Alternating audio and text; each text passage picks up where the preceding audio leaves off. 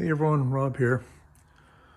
So this is going to be another one of these systems short videos. And we'll cover off a couple of things at once.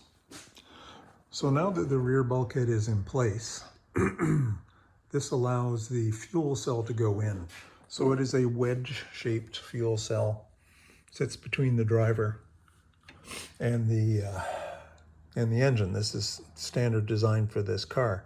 You can see this one is a factory-made wedge-shaped cell. These are flexible rubber cells with foam inside, and they have obviously a fill cap, a pickup, and a vent line. Of course, you got to allow air into the fuel tank to draw fuel out.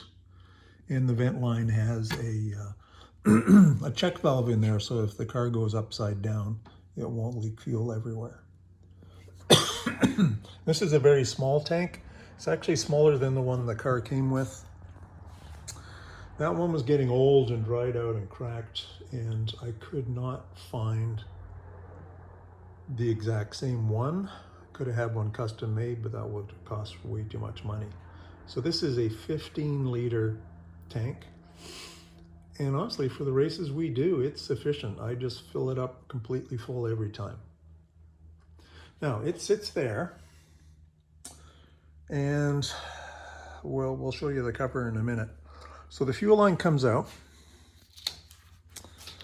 off to the fuel pump. Now this orange stuff, for lack of a better term, is a fire retardant, fire protective material. Has asbestos or something on the inside, so that if there was a fire, it would take longer for the fuel lines to burn through. So we have a mechanical fuel pump operated off the engine, and then the fuel then gets pumped up through a fuel filter into our carburetor. The rules specify everyone runs the same carburetor. It's a Weber 2-barrel 3236, modified for this type of racing, but nonetheless, Weber 2-barrel. The throttle, well, let's go to the front. The pedal box is really tight. Some cars have way more space.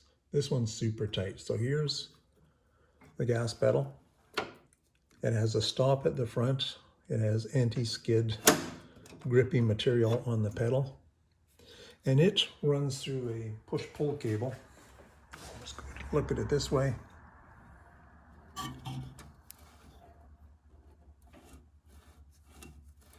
There's the push-pull cable, the gray thing that runs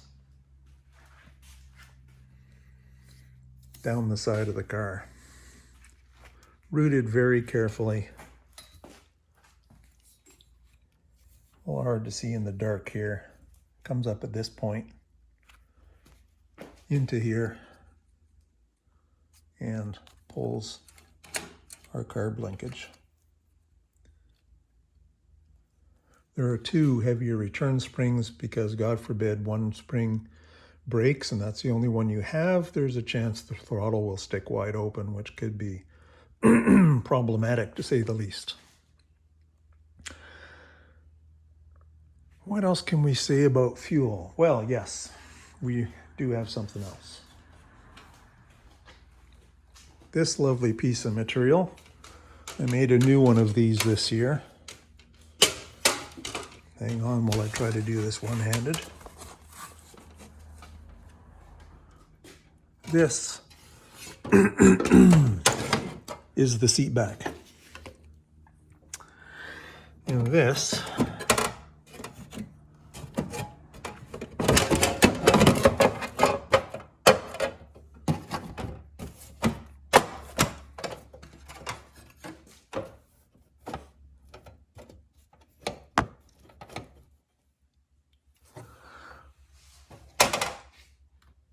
then provides the support for the driver's seat.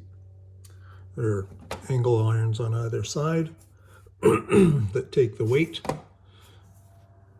Top of the unit bolts in to a bracket on the bulkhead, and there is a door that allows access to the fuel cap for refueling purposes. This supports the seat, like I say, but it also serves to somewhat isolate and protect the fuel tank from the driver, and vice versa. I think that's enough for one video. We're going to talk about the shift linkage, which has also been put in, and a couple other little things in another video. See ya.